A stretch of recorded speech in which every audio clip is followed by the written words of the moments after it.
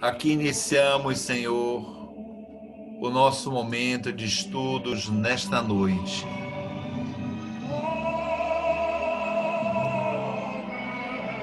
Momento em que nos encontramos para ampliar nossos conhecimentos.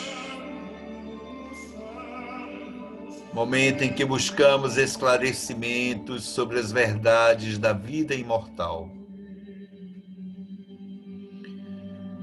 Nesta noite, inspira ao nosso simval que vai nos conduzir na interpretação, na discussão do tema, a nós para que tenhamos claridades mentais para entendê-lo. E por sobre todos nós derrama a tua paz, Senhor, sobre nós, sobre nossos lares, nossas famílias, amigos, sobre os entes que amamos e sobre a nossa grande família planetária, neste momento em que transitamos pela dor, pela perda, pela enfermidade, pelo medo, pela insegurança. Concede-nos a presença das entidades nobres e dignas que conduzem a humanidade no progresso intelectual e moral. Que seja então em teu santíssimo nome, no nome de Deus nosso Pai, de nossa Mãe Maria de Nazaré e dos nossos amados guias, mentores e amigos espirituais, que aqui iniciemos mais um momento de estudos no nosso NEFA, que continua sendo a tua casa, virtualmente ou fisicamente, é ela que nos recebe sob o teu sólio divino, Cristo Jesus. Louvado sejas e louvado seja o Pai celestial, hoje e sempre, que assim seja.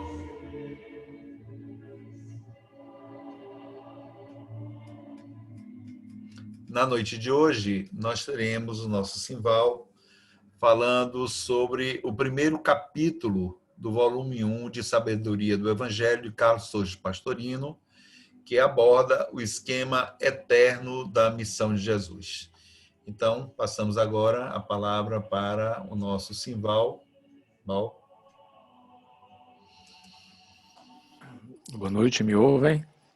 Perfeito, Val. Pode falar. Oi? Pode falar, Val. Perfeito. Tá bom. Beleza. Ok. Então, que nos abençoe o Cristo e nos inspire, nos faça fiéis à sua palavra, aos seus ensinamentos, à sua doutrina e ao seu amor por todos nós. A obra de Pastorino, especialmente essa obra de Sabedoria do Evangelho, é uma obra que eu tenho assim, uma profunda gratidão, né? Não só porque a partir dela eu comecei a compreender muita coisa dos evangelhos que não compreendia anteriormente, porque ele realmente escreve com uma clareza de ideias interessantíssima, mas principalmente por um grupo de estudos que tivemos, né, no NEFA, com o nosso caríssimo e amado irmão Perrone. Nós fazíamos parte juntos deste grupo e foram assim reuniões memoráveis realmente. Então, faço hoje esta apresentação com meu coração ligado a ele, né? Em gratidão por tudo que ele nos ensinou nesses momentos de estudo da sabedoria do Evangelho. Antes de nós entrarmos propriamente no texto de Pastorino, eu queria fazer algumas considerações a respeito do Evangelho de João, até porque ele escolhe este Evangelho para dar início à sua obra, né? Inclusive, ele diz assim que o Evangelho de João é o mais altaneiro e inspirado. Então, esse chamado quarto evangelho, né, ele possui essa denominação de quarto evangelho por causa da sua posição na sequência dos escritos no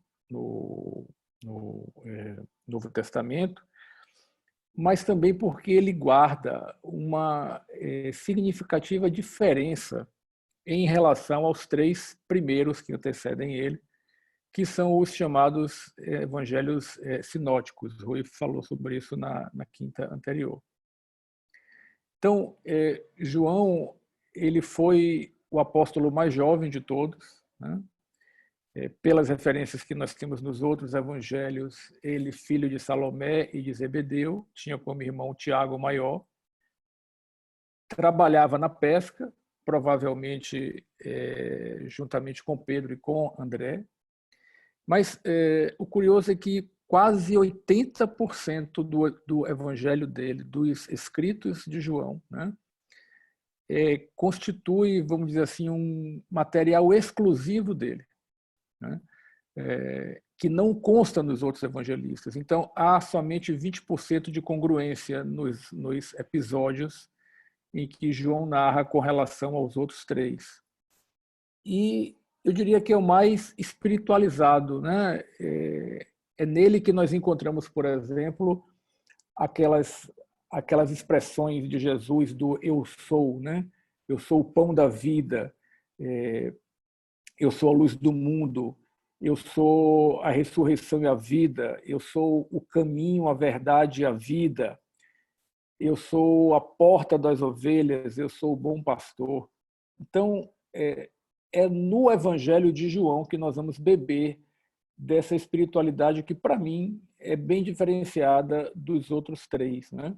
E aí, Pastorino vai nos dizer que nesses primeiros versículos que nós vamos ler agora, ali está, então, revelada, está nos apresentada o que ele chama do esquema eterno da missão de Jesus, que seria, assim, a teologia que Jesus ensinou para os seus discípulos, né? Se não um tema, se não se aprofundando no tema, mas pelo menos nos dando as noções básicas para que a gente possa então compreendê-lo. Então, eu vou pedir a Rui que passe para o próximo slide. Nós vamos ter uma sequência de 4 slides em que eu vou ler o texto todo, como consta no Evangelho de João, na tradução de Pastorino, e depois nós vamos entrando em cada versículo separadamente para ir, então, fazendo algumas reflexões, baseado no que Pastorino nos traz aqui como reflexão da sua obra. Então, por favor, Rui, vamos ao primeiro slide.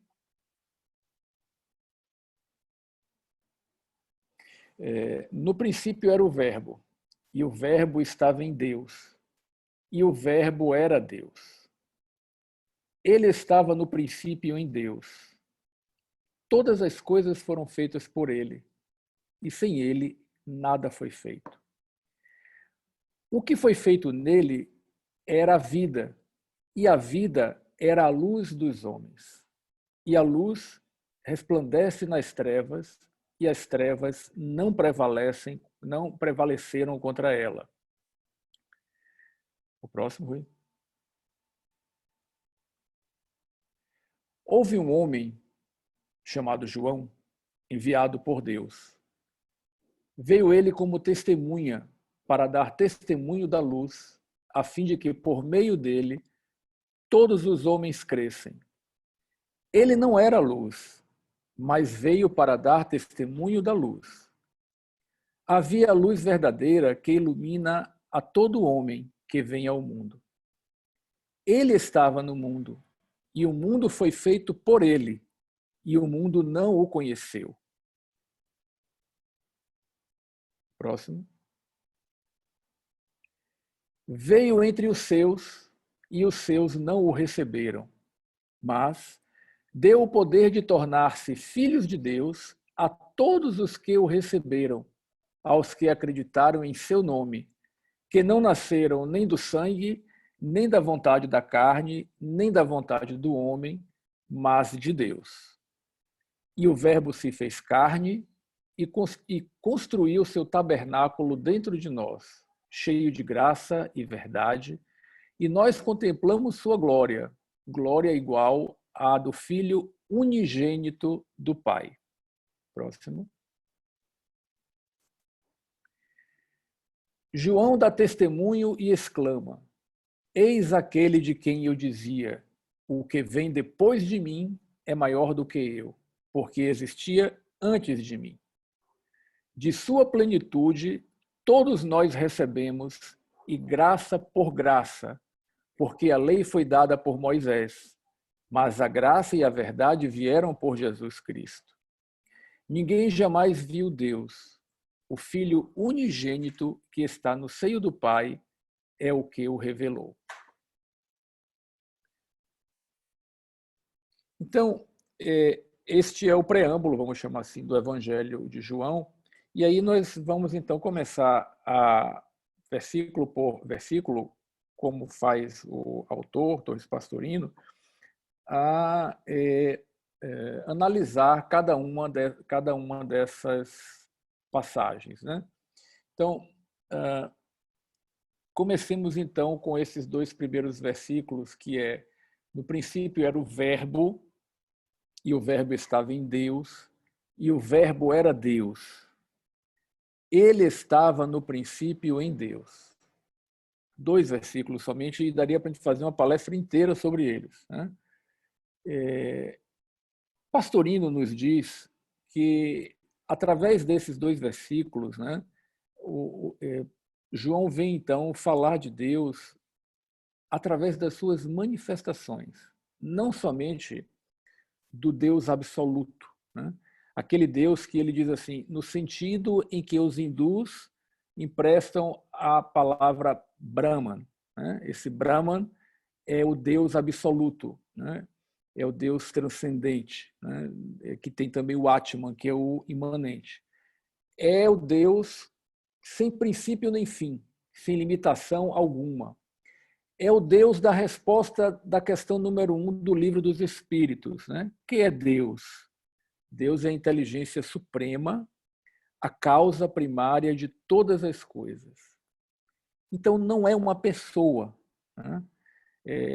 Ele é para nós inefável, né? A gente não consegue descrevê-lo, a gente não consegue defini-lo. Mas, assim, o que mais próximo a gente chegaria, como está escrito no livro de Pastorino, seria uma força infinita, uma razão ilimitada, a mente universal. Então, falando a respeito de Deus, desta força, Jesus se expressa, como está escrito no Evangelho de João, no capítulo 4, versículo 24, dizendo assim: Deus é Espírito.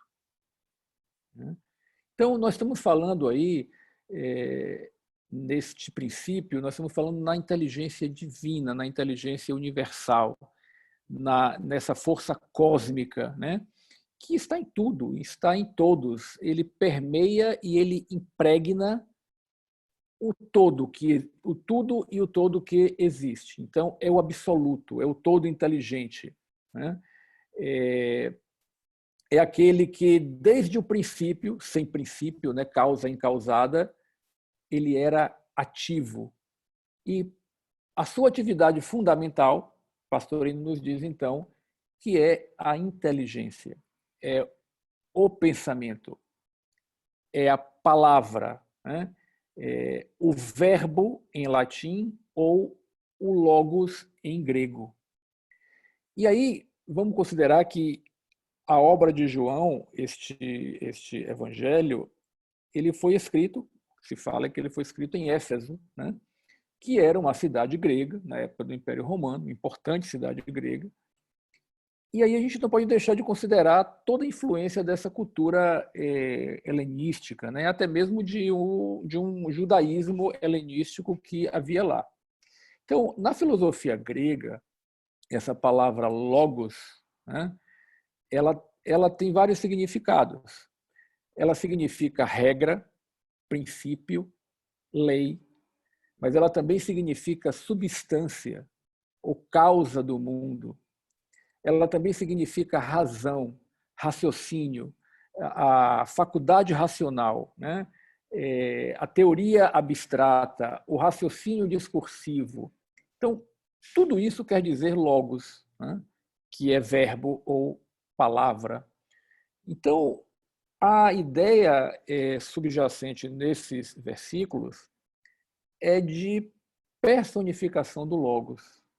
Daí, então, porque no slide a gente divide, se o Rui puder voltar um pouco ele, no slide, né? A gente, então, vai colocar justamente o absoluto, né? Como Deus, Espírito, a manifestação como o Verbo e o efeito dessa manifestação como o Cristo, né? Então, a gente teria a primeira manifestação da divindade de Deus é justamente este verbo, né? É o poder criador, que Pastorino vai chamar do Pai, né? Toda palavra, todo verbo, ele produz um efeito, né? Toda criação produz algo no qual aquele que criou se transforma. Então, mais adiante, nós vamos ver lá no verbo 14, por exemplo, que ele diz assim, e o verbo se tornou carne, ou seja, produziu seu efeito e foi aparecer no Filho, né? Então, essa teologia de João, na teologia dele aprendida com Jesus, Deus, o absoluto, né? Junto ao qual e também no qual se encontrava a sua própria manifestação, que é a sua palavra, né? E logo a seguir a gente tem o efeito da palavra, que então é o Filho. E daí então é essa concepção da Trindade como Deus, Espírito, o Verbo ou o Pai e o Filho ou o Cristo. Então, nós vamos ver também, de uma outra maneira, a gente pode dizer que Deus é o amor, né? A sua manifestação, né? O Verbo, o Pai, é o amante, é aquele que ama, né? E o efeito daquele que ama é o amado. Então, o Cristo, né? O Filho de Deus, né? Ele é o amado. Aqui é onde talvez resida a principal confusão que a gente faz na cabeça, porque a gente vem de uma base religiosa, pelo menos eu, que vim de escola de padre, né? A da Santíssima Trindade, né? De Deus, do Cristo e do Espírito Santo se misturarem como numa coisa só e não se explicar direito. Aqui, com o Pastorino, eu acho que fica mais claro para a gente, né? Porque existe a causa incausada, né? Existe o Criador de tudo, e na sua manifestação, na manifestação do amor, para que o amor possa se manifestar, há que haver um que ama e há que haver o que é amado, né? Então, aí, a gente tem como a manifestação do Verbo o Espírito Santo, o Espírito Divino, né? Que é o Pai, né? Este verbo que, ao ser emitido, que produziu um som, e o efeito desse som, né? É a manifestação divina, é o Espírito Divino. Esse Espírito Divino, esse Espírito Santo, ele está presente em tudo, em todos, né? É isto que nós chamamos do Cristo, né? O Filho, a criação, é o Filho unigênito, né? É o único que foi gerado, né? Esta força criadora, né? Ela é única e ela está presente em todos nós, né? Então, este verbo que é o Pai, que ao se manifestar, ele então gera o Cristo. Então, aí tem, e o verbo se fez carne e tabernaculou, é o termo que se usa no outro texto também, ou seja, fez tabernáculo, né? O que é esse fez tabernáculo, né? fez morada. Mais adiante a gente vai analisar o que significa realmente esse termo tabernáculo, né? E entre nós. E nós contemplamos a sua glória, né? A glória semelhante à de unigênito junto do Pai. Isso a gente vai ver lá no versículo 14. Então, o ser humano, né? Nós, seres humanos, feitos à imagem e semelhança de Deus, né? Nós temos em nós mesmos as mesmas propriedades. Em nós há, ou nós somos, né? A centelha divina, este raio de luz, né? Que emanou desta fonte de luz, a criação, né? Então, este raio de luz, esta fonte de luz, né? Que é a palavra criadora, né? Que é o pensamento que vai constituir em nós esta individualidade perene, imortal. Não é eterna porque não existiu desde sempre, eterno só Deus, né? Mas uma vez criados, nós somos imortais. Esta individualidade, então, ao produzir o seu efeito, né, ela vai se tornar, então, a personalidade, né, que vai buscar a matéria, né, como o Livro dos Espíritos diz, né, a matéria é o laço que prende o espírito, e o espírito vai buscar a matéria para espiritualizá-la, né? Então, ele busca a matéria para se aperfeiçoar, né, para aperfeiçoar-se. Esta personalidade, então, que é o Filho. Então, a gente vai ter Deus como os princípios gerais do universo, né? Como o Livro dos Espíritos fala, Deus, que cria o princípio espiritual, o princípio inteligente, né? E o princípio material. Então, Deus é a fonte de luz. A emissão dele é o Verbo ou o Pai Criador, aquele que ilumina. Então, imaginemos uma fonte de luz que está iluminando.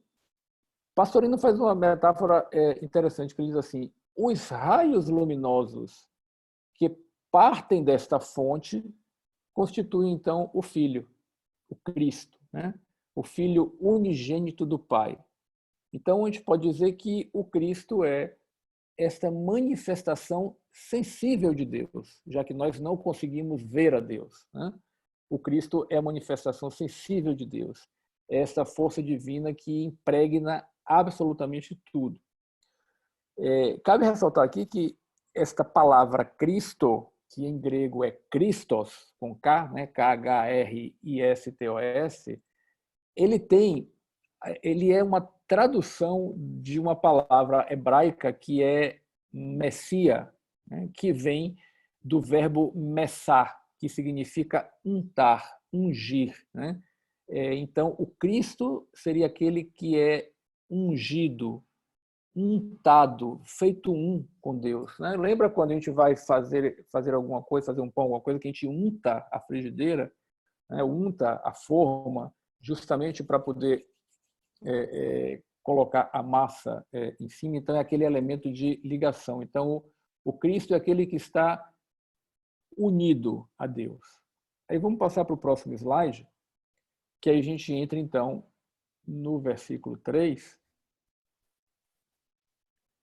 que diz assim: todas as coisas foram feitas por ele, e sem ele nada foi feito.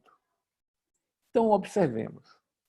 Tudo, absolutamente tudo, provém de Deus. Mas não só provém de Deus. Tudo também está em Deus. E Deus está em tudo. Aqui a gente tem que tomar um cuidado, porque isso pode parecer uma doutrina panteísta, mas não é, né? E aí os panteístas, que assim como a doutrina espírita também nos expõe, e a mesma opinião de Pastorino aqui, eles erram porque eles dizem que todas as coisas reunidas e somadas formariam Deus. E isso jamais pode acontecer, né? Deus não é esse somatório de tudo, né?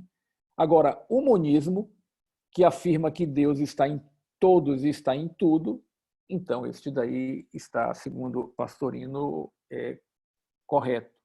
Então, Deus é esta substância última, é o que ele chama de substractum, né? De todas as coisas, de tudo que existe, porque tudo que existe, existe em Deus. No livro O Consolador, na pergunta 261, Emmanuel responde assim: visível ou oculto, o verbo, né, é o traço da luz divina em todas as coisas, em todos os seres, nas mais variadas condições do processo de aperfeiçoamento. Então, em absolutamente tudo, inclusive naquele que a gente não quer ver nem pintado de ouro, né, naquele que nós abominamos, né, em tudo existe este traço divino. Porque ele foi criado, a partir do momento em que ele foi criado à semelhança do Criador. No próximo slide, a gente vai ver aí o versículo 4 e o versículo 5. Isso.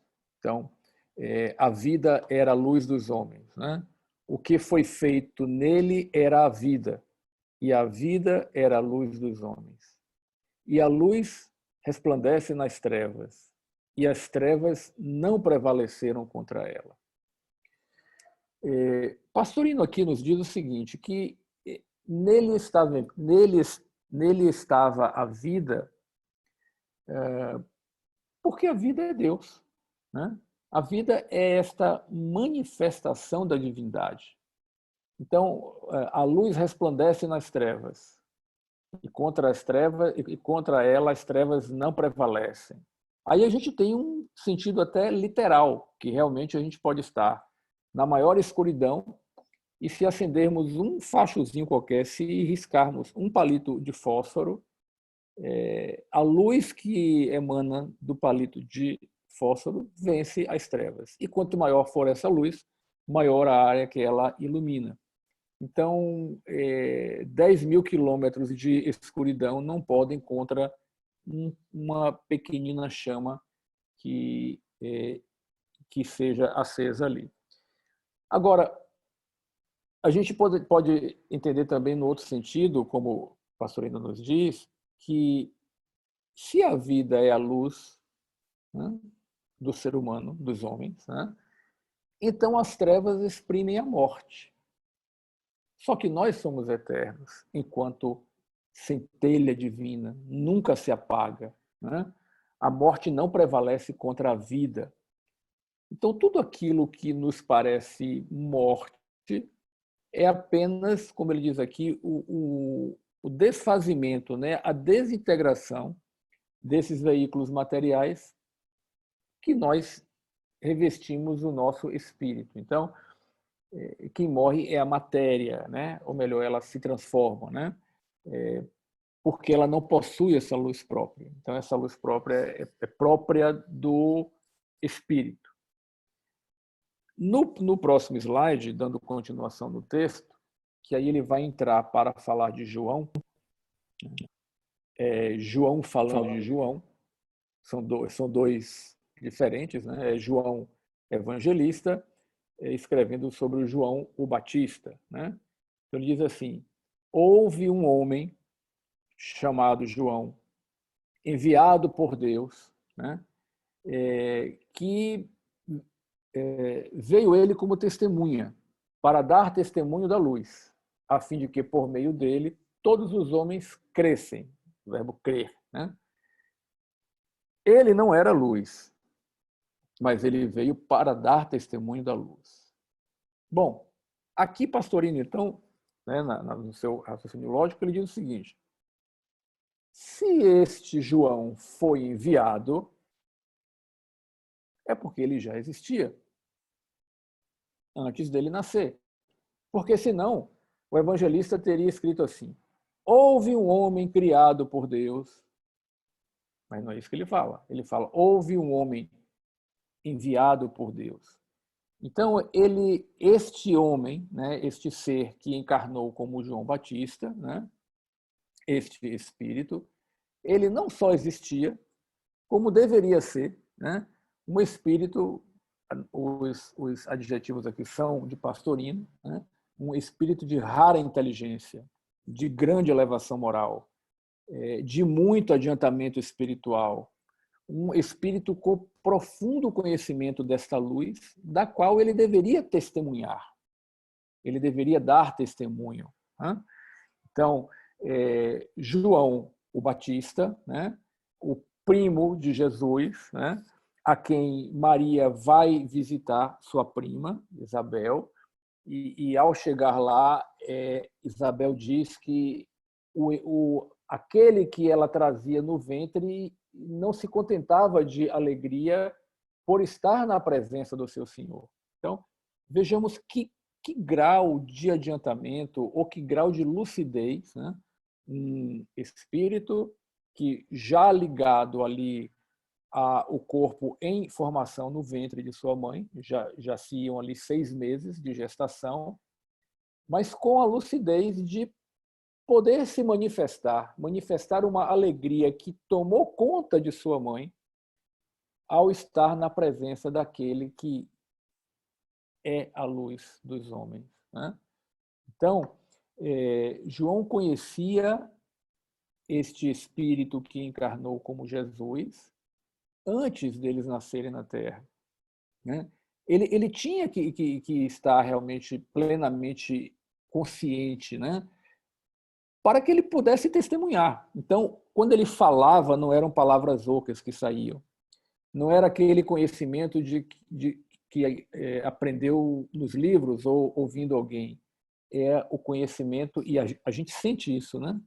Quando alguém fala realmente com propriedade ou quando alguém está falando porque está repetindo uma coisa que ouviu. Então, João podia afirmar, né? Eu sei, eu vi, eu sou testemunha, né? E os outros ouvindo, então, criam na palavra dele. E o evangelista chama a atenção, né, de que João, o Batista, não era a luz. Ele apenas conhecia esta luz, justamente para que não se confundisse a figura de João com o Messias, que, pelas narrativas dos evangelistas, a gente vê que na época houve uma certa confusão, né? Alguns achavam que João, o Batista, poderia ser o Messias, ou que seria o Messias. No próximo slide, a gente então vai do versículo 9 ao versículo 11, em que diz assim: havia a luz verdadeira que ilumina a todo homem que vem ao mundo. Ele estava no mundo, e o mundo foi feito por ele, e o mundo não o conheceu, né? Veio entre os seus, e os seus não o receberam. Então, essa luz verdadeira aqui, né, essa luz que vivifica toda criatura, né, esta verdadeira vida, a vida que é justamente a manifestação da divindade nos seres criados, né, esta manifestação divina que veio ao mundo, que está no mundo, não só veio como está no mundo, porém o mundo não o reconheceu, né, ainda não reconhece, né, embora nós tiremos dele a nossa própria origem. Então, Jesus, né, nele, Jesus, se materializou esta luz aqui no nosso planeta Terra, ou como diz Torres Pastorino, no planeta dele, né, já que foi ele quem fez, criou, né? Então, aquele de quem João viera dar testemunho, né, o próprio apóstolo diz que Jesus era a verdadeira luz que ilumina todos os homens que vêm à Terra. Só que Jesus estava no mundo, né? Apesar do mundo ter sido feito por ele, apesar dele estar entre os seus não o reconheceram. E aqui Pastorino nos chama a atenção para fazer uma distinção, que é uma outra confusão que se faz muito, entre Jesus, o ser humano, e o Cristo, que é a força divina que impregna todas as coisas e todos os seres, né? Jesus é um espírito humano, né? Porém com uma evolução muito, mas muito inconcebivelmente avançada porque a gente não consegue chegar até lá, haja visto que estima-se que o planeta Terra foi criado, né, há 4,5 bilhões de anos atrás, e nesta época ele já era um Cristo planetário, né? Então ele já tinha este estado ou estágio evolutivo de perfeição há quase 5 bilhões de anos atrás. Então a gente sabe, a gente ouve também que foi o Cristo quem criou a Terra. Pastorino chega a cogitar, quiçá, todo o sistema solar, né? Mas ele não criou sozinho, né? A lei de cooperação ela está em tudo, né? Se o Cristo chama os seus discípulos aqui encarnados, né, naquela época, para cooperar com ele, e até hoje chama, né, naquela época, e com os espíritos puros que compunham a sua equipe, né, o pastor disse que eram seus auxiliares diretos, eram seus arquitetos divinos, né, é com essa equipe, então, que ele modela, que ele cria a Terra. No livro de Gênesis, né, que tem na Bíblia, na Torá também, lá está escrito que o mundo, a Terra, né, foi feito pelos Elohim. Elohim é o plural de Eloá, né? Eloá significa espírito. Elohim, então, é o plural, espíritos. Então, o mundo foi feito pelos espíritos, né? Quais espíritos? Aqueles que estavam sob a direção de um vamos dizer assim, de um dirigente geral, de um CEO, né? Que é aquele que dirigia todo aquele empreendimento. No Velho Testamento, este espírito é chamado de Jeová ou Yahvé, né?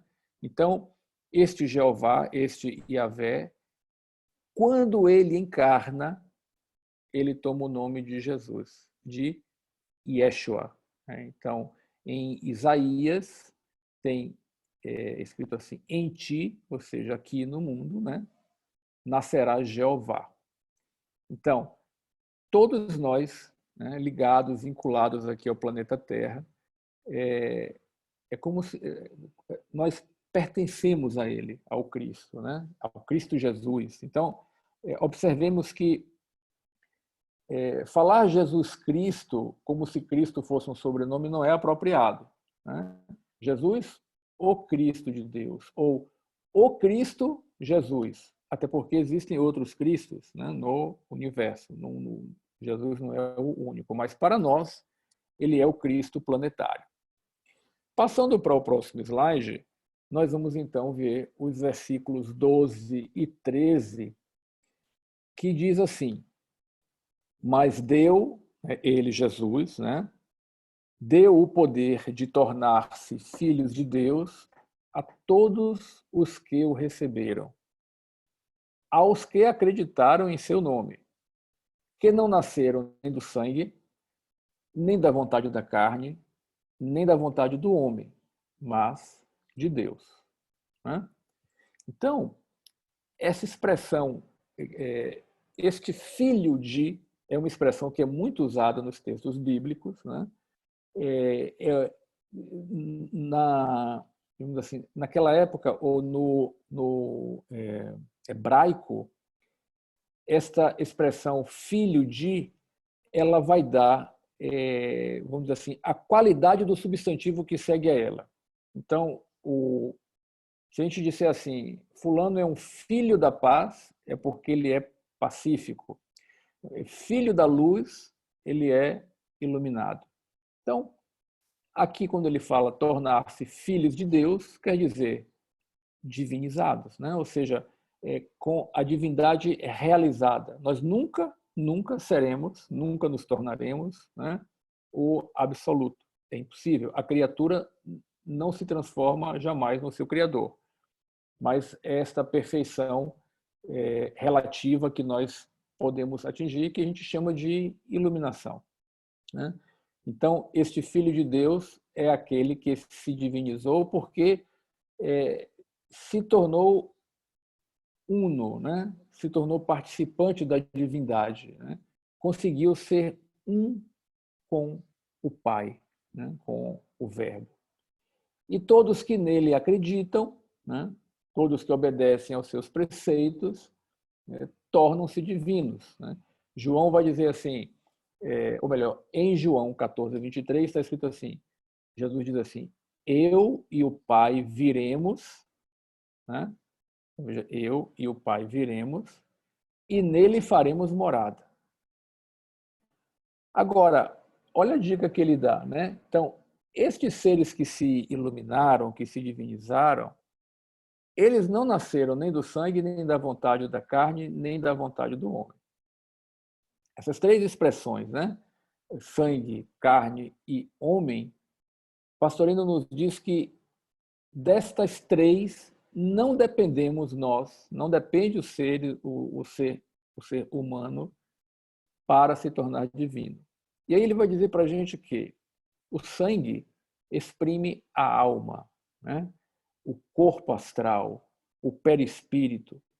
Ele até cita uma passagem de Levíticos 17:11, que diz assim, a alma da carne é o sangue. Então, não nasceram do sangue, não é com o corpo astral, né? A carne representa o corpo físico, né? A matéria densa, né? Que nós estamos aqui encarnados, né? O corpo físico e o duplo etérico, né? Aqueles que se dissolvem quando a gente desencarna, né? E esse nascer do homem simboliza o nosso intelecto. Então, não será nem pelo sangue, pela alma, nem pela carne, pelo corpo, nem pelo intelecto que nós nos iluminaremos.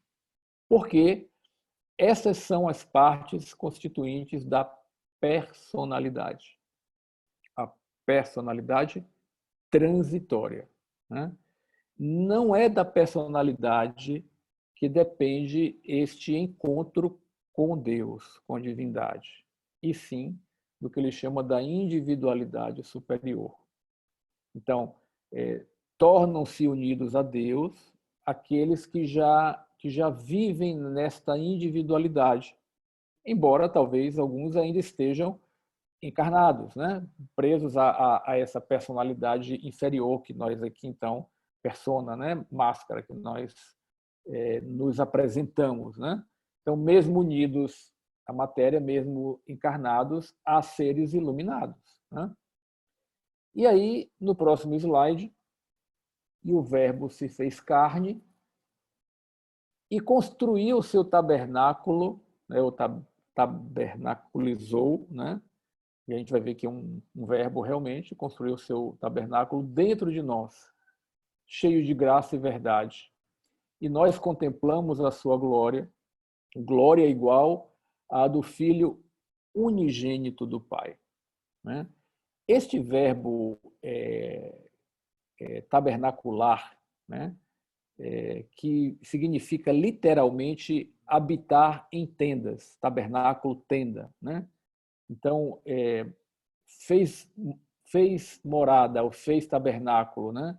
Habitar em tendas, acampar, residir, né? Na língua grega, este verbo também, ele metaforicamente, ele pode significar o corpo de uma pessoa, né? Razão pela qual a gente pode ver que João, a gente vai ver isso em todo o evangelho dele, ele escolhe, ele gosta, ele faz questão de utilizar palavras que têm essas ambiguidades, né? Então, por exemplo, este tabernáculo, ao mesmo tempo em que ele se refere à encarnação de Jesus, ele também se remete à peregrinação do povo hebreu quando saiu do deserto, ocasião em que eles habitavam em tendas, porque eram peregrinos naquelas terras, né? Então, tem este sentido ambíguo. Segundo Pastorino, aqui nós temos este grande mistério revelado, né? Que é o Cristo, em que se transformou o Verbo, né? Reside dentro de cada um de nós, né? Dentro também dentro de nossa carne, né? De nossa matéria densa, né? Então, o Verbo se tornou carne, né? E ele espera que nós venhamos, ou vamos, na verdade, né? Que nós vamos ao encontro dele, né? Que nele acreditemos, conhecereis a verdade vos libertará, né? Por quê? Porque aí ele está cheio de graça e verdade. Esse cheio de graça e verdade, aqui tem uma figura de linguagem chamada endíade, né? que você junta esses dois substantivos, mas você quer dar uma expressão de cheio de graça e de verdade, pode ser cheio da verdadeira graça, cheio da graça verdadeira, que é a benevolência, que é o amor, né?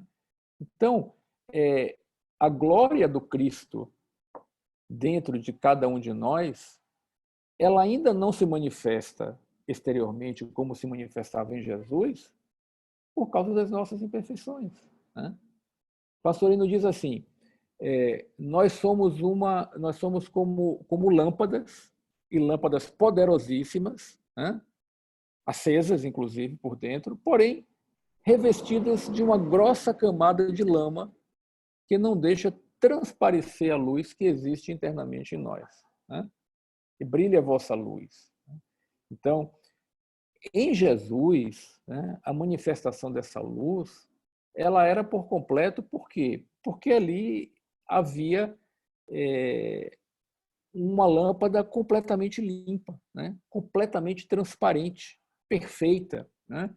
Então, a luz interna do Cristo, em Jesus, ela era completamente visível. Então, nele habitava toda a plenitude divina. Assim Paulo relata em sua carta aos Colossenses, né?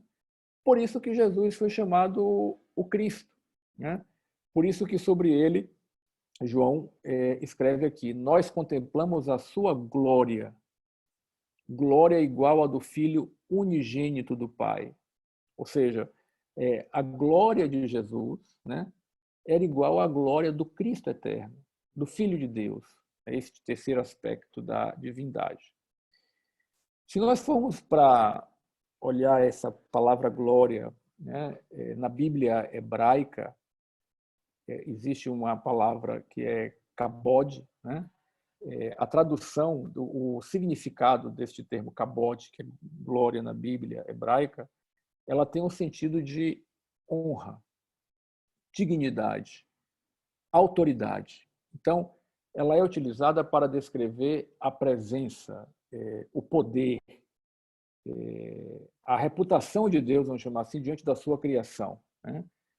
Isaías diz que o kabod, ou seja, a glória, né, de Deus, enche toda a terra, o que caracteriza, então, que a glória de Deus é justamente a sua presença que vem carregada de bondade, de graça, de compaixão.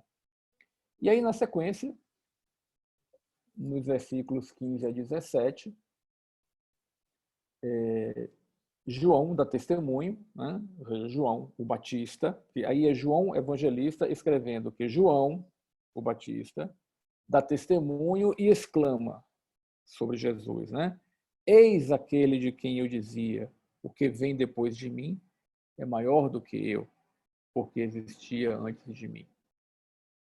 Porque como em vida pública João Batista precedeu Jesus, e as pessoas confundiam ele com o Messias, e ele dizia que ele não era aquele que devia vir, que o que devia vir era maior do que ele, a ponto dele não ser digno de desatar as correias da sua sandália, né? Então, o que vem depois de mim é maior do que eu, porque existia antes de mim. De sua plenitude, todos nós recebemos, e graça por graça, porque a lei foi dada por Moisés, mas a graça e a verdade vieram de Jesus Cristo, né? Ora, assim como em Jesus, né, habitava toda a plenitude da divindade, assim também em nós, né, todos nós, recebemos da sua plenitude. É interessante a gente observar aqui que Deus dá a todos igualmente. Todos, né? Olha, de sua plenitude, todos nós recebemos. Então, Deus não faz acepção de pessoas. Não há escolhidos, né? Todos foram criados simples e ignorantes e todos têm exatamente as mesmas possibilidades. Tem o livre-arbítrio para escolher, né? Porém, apesar de todos nós sermos iguais em potencial, ou nesta graça divina que é derramada sobre nós, cada um de nós vai receber de acordo com a nossa capacidade receptiva. Então, imaginemos-nos debaixo de uma grande chuva, né? Uma chuva de bênçãos, e cada um de nós tem um copo.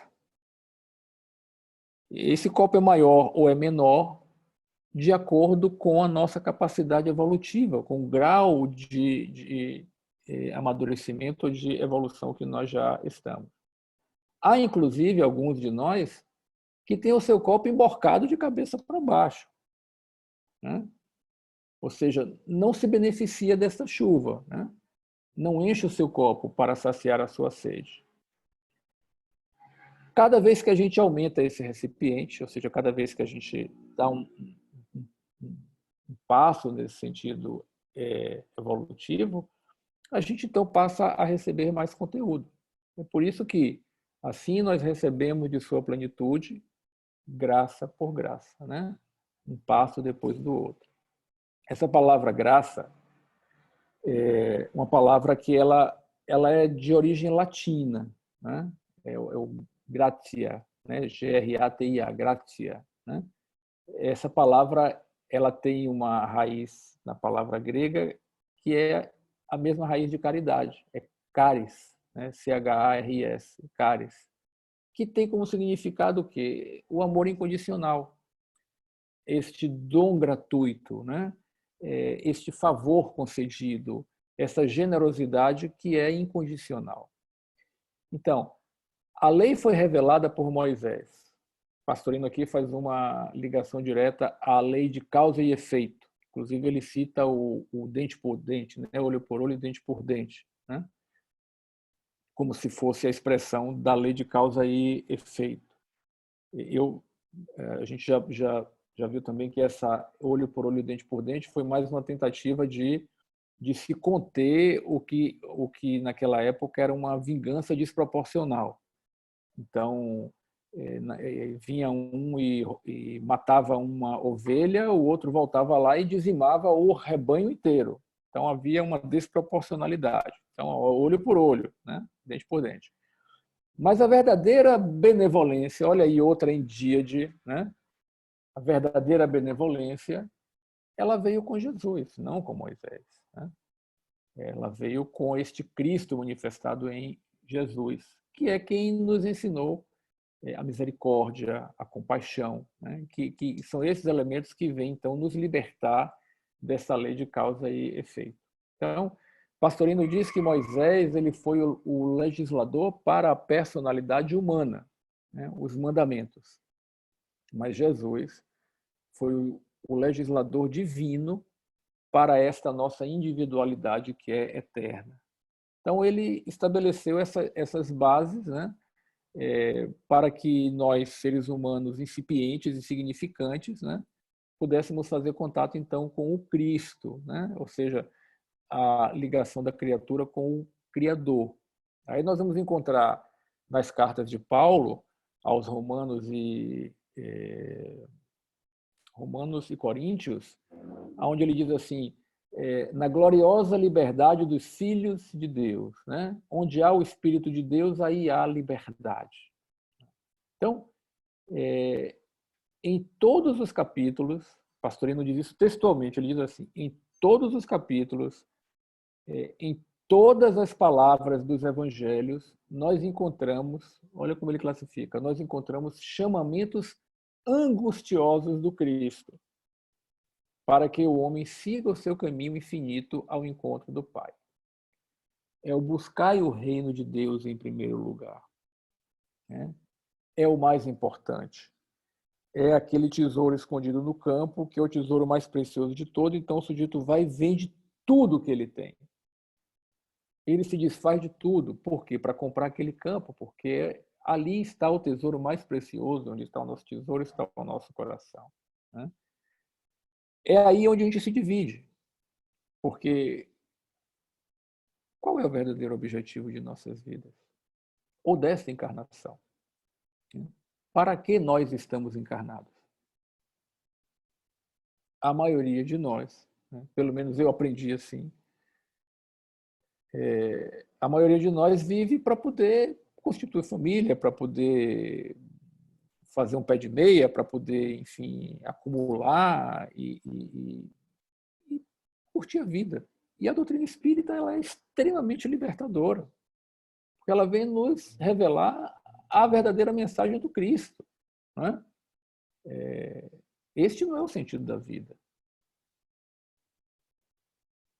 A condição material virá naturalmente diante do nosso esforço, na medida que a gente necessita. Né? Porque existem as provas, nós estamos estudando isso nas terças-feiras, nós estamos lendo essa parte do Evangelho, né? Existem as provas da riqueza e as provas da pobreza, né? Ou seja, as provas da abundância e as provas da escassez. Para quê? Para se libertar delas. Porque a busca não é pelo material, né?